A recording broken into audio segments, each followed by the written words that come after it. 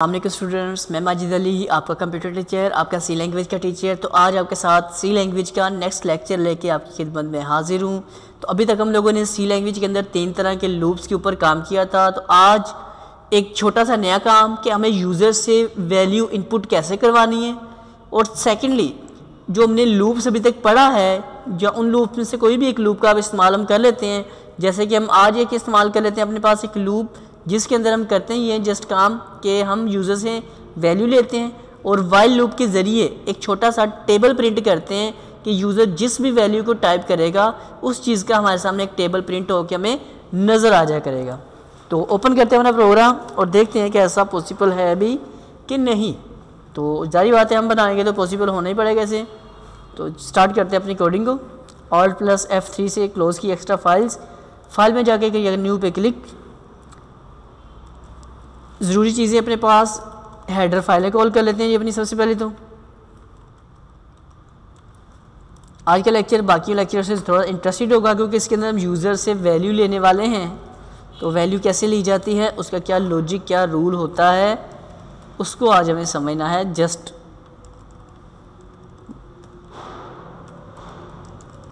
कुछ यूं जी हमने काम कर लिया अपने पास यहाँ तक।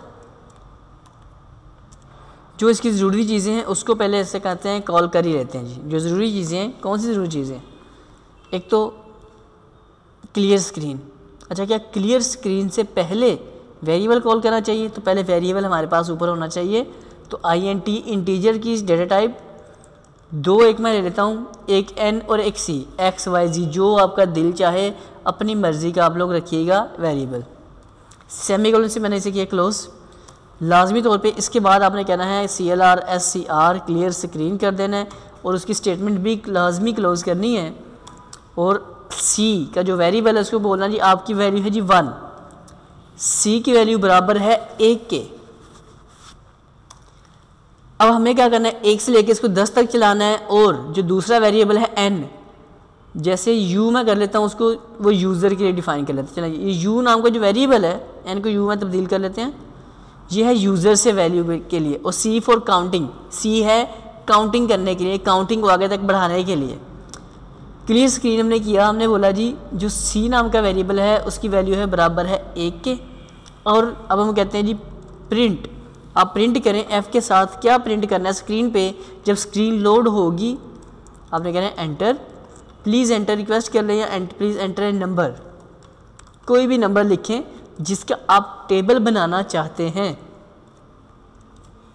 इस सेमीकोलन को बस वैसे लिखा, कोई इसका लॉजिक नहीं। अगर आप नहीं भी लगाते तो कोई टेंशन वाली बात नहीं है, बस इसलिए छोड़ा क्योंकि उसके आगे वैल्यू लिखी जानी है, इसलिए उसको मैंने ऐसे लिख दिया जी। एक कहानी ख़त्म होती है अपने पास यहाँ पे, दूसरी कहानी शुरू होती है अपनी आज की असल इसके आगे से। एक नई कहानी का नाम है आज का स्कैन F। एक नई कोडिंग, नया काम, वो है स्कैन F। स्कैन F का मतलब है कि हमें स्कैन करके यूज़र से वो वैल्यू लेके डिस्प्ले करेगा। कैसे, किस रूल के तहत? रूल वही जो हमेशा था, क्योंकि इंटीजर है अपने पास टाइप तो % और D। %D के अंदर वो वैल्यू डिस्प्ले करो और कोमा लगा के आपने इसे कर दिया सेपरेट। और हम कहते हैं जी एंड के ज़रिए लगाते हैं, एंड का साइन, और इसमें जो भी वेरिएबल का नाम होगा, मैं कहता हूँ जी जो U वाला वेरिएबल है यूज़र वाला, उसकी वैल्यू आपने हमें यहाँ डिस्प्ले करनी है।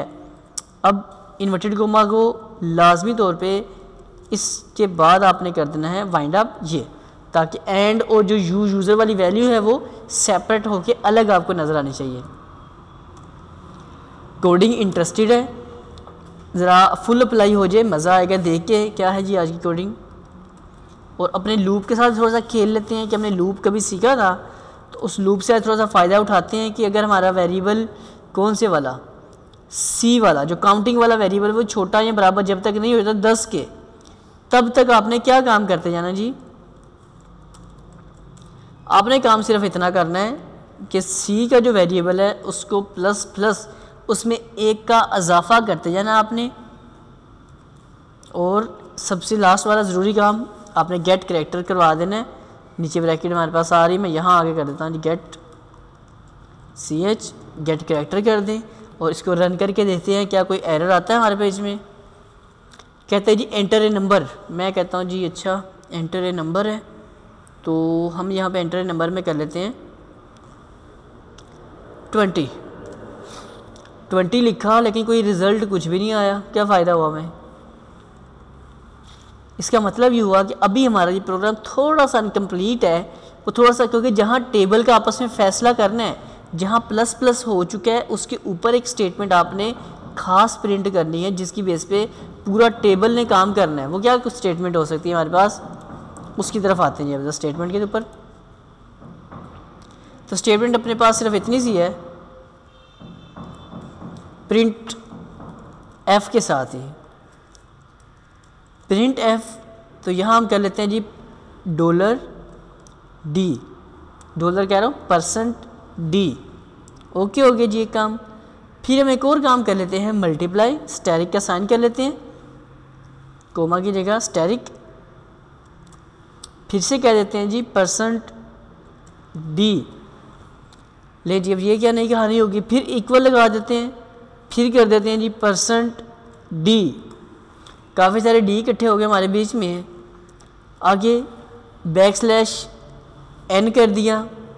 अब कहानी सेट करते हैं, अगर अपनी कोमा लगाकर सबसे पहले हम कर लेते हैं जी अपना कोमा के बाद सबसे पहले अपने यूज़र की जो वैल्यू ली है आपने वो ऐड करनी है।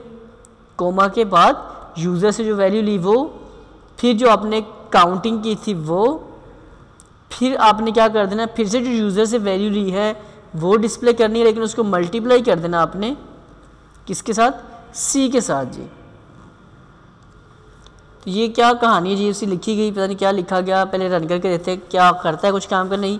हम कहते हैं 2 का टेबल लिख दो, 2 लिख के एंटर प्रेस किया तो देखिए जी आपके पास सामने टेबल लिखा रहा है 2 मल्टीप्लाई 2 मल्टीप्लाई मतलब 2 मल्टीप्लाई 1 इज इक्वल टू 2, 2 से किया 4 इज इक्वल टू करते करते हमने एक कंप्लीट टेबल जनरेट कर लिया। फिर प्रोग्राम रन करके देते हैं कि 10 का टेबल लिखे, उसने 10 का टेबल प्रॉपर प्रिंट करके दे दिया। कैसे?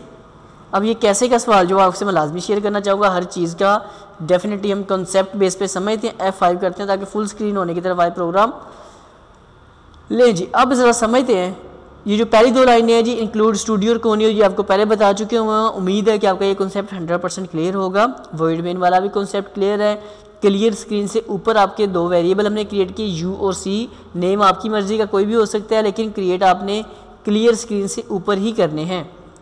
वैल्यू हमने दे दी इज इक्वल टू 1, क्योंकि हमें 1 से लेकर उसको 10 तक पहुंचाना था। कहाँ पे? वाइल लूप के ज़रिए, कि सी को पहुंचाना है आपने 10 तक। और यहाँ क्या, सबसे जब स्क्रीन लोड करते लिखा था एंटर ए नंबर, तो जो भी चीज़ आप स्क्रीन के ऊपर सबसे ऊपर डिस्प्ले करना चाहते हैं, जैसे कि ये लिखा रहा है बस एंटर ए नंबर। यहाँ कुछ भी टेक्स्ट आप लिखना चाहते हो तो वो लिखा हुआ डिस्प्ले करवाने के लिए आप क्या करना पड़ता है, यूँ उसको यहाँ अपनी चीज़ प्रिंट कर लेनी। जो भी मैसेज आप किसी को दे के जो भी उसे डेटा इनपुट करवाना चाह रहे हो, वो मैसेज के लिए आपने ये चीज़ यहाँ लिख देनी, एंट्री स्कैन एफ। जो भी वो चीज़ लिखेगा तो इंटीजर है, तो इसलिए अपने %D का मतलब है कि जो भी वैल्यू आएगी वो इसके अंदर डिस्प्ले करनी है। किसके अंदर? इस U को आपने असाइन कर देने। मैंने एंड लगाया, मैं एंड ख़त्म कर देता हूँ। अब इसको रन करके दिखाता हूँ। मैं कहते हैं 2 का टेबल जनरेट करो, तो एस्केप कंट्रोल F9। 3 का टेबल जनरेट करो, तो वो क्या करता जा रहा है, कुछ अजीब सा डेटा में डिस्प्ले कर रहा है। हम यहाँ से कहते हैं एंड। अब मैं इसे रन करता हूँ तो मैं कहता हूँ 2 का टेबल दो मुझे, तो उसने प्रॉपर 2 का टेबल आपको दिया है। तो जो एंड का साइन है ये एक वैल्यू रखता है अपनी, तो आपने काइंड ली, क्योंकि हमने कहाँ से वैल्यू लेके आ रही है, स्कैन एफ से वैल्यू ले जा रही है, इसलिए लाजमी तौर पर यहाँ पे आपने एंड का साइन लाजमी तौर पे ऐड करना है। और नीचे हमने ये बोला कि जब वाइल सी की वैल्यू छोटी बराबर हो जाएगी 10 के, तो आपने क्या करना है, प्रिंट करना है। क्या प्रिंट करना है जी? पहले आपका आ रहा है ये वाला वेरिएबल, पता हमने कहा जी पहला इंटीजर को मल्टीप्लाई कर दो दूसरे इंटीजर के साथ और इक्वल कर दो फिर इंटीजर के। बात समझ आई?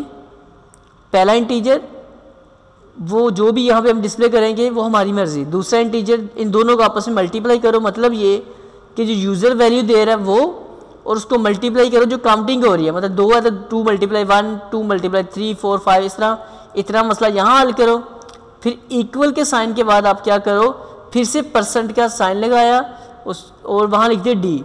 तो वो D के अंदर हमने ये फैसला किया कि जो यूज़र वैल्यू दे रहा है वो और जो काउंटिंग चल रही है वो, इन दोनों को आपस में मल्टीप्लाई करके आप इक्वल के बाद यहाँ रख दो और एक वैल्यू लिखी जाने के बाद \n का मतलब है कि स्पेस दे के इसको नीचे पहुँचा दो। इंक्रीमेंट आपने नीचे कर दिया आकर यहाँ पर, और गेट कैरेक्टर करने से आपको ये प्रॉपर डेटा आपका नज़र आ चुका होगा। तो सिंपल सी बेसिक सी बात है, कोई इतना हैवी वाला काम नहीं था, लेकिन काम था, इंटरेस्टेड भी था, जो आपको आना चाहिए, तो इसलिए मैंने वो काम लाकर आपको बनाकर डिस्प्ले करवा दी है। तो यहाँ तक अगर आपको ये लेक्चर अच्छा लगा हो, समझ आया हो, इसके में से कोई बात अच्छी लगी हो तो काइंडली इस लेक्चर को शेयर कमेंट्स ज़रूर कीजिएगा, और अगर अच्छा ना लगा हो तो शेयर कमेंट्स वगैरह मत कीजिएगा। अगर आप लोगों को चैनल टेक्नोलॉजीज़ वर्ल्ड ये पसंद आया हो तो लाजमी तौर पे सब्सक्राइब कीजिएगा और साथ बने बेल आइकन पे क्लिक कर लेना है, क्योंकि मैं बहुत सारे शॉर्ट कोर्सेज लेके आता रहता हूँ। अगर नहीं पसंद आया तो सब्सक्राइब भी मत कीजिएगा, और साथ इसे बेल आइकन पे तो डेफिनेटली फिर आप दबाएंगे नहीं। तो सुन ज़िंदगी रही तो फिर मुलाकात करूँगा आप लोगों के साथ, तब तक के लिए दें मुझे इजाज़त। आप सब लोगों को मेरी तरफ से जी अल्लाह हाफिज़।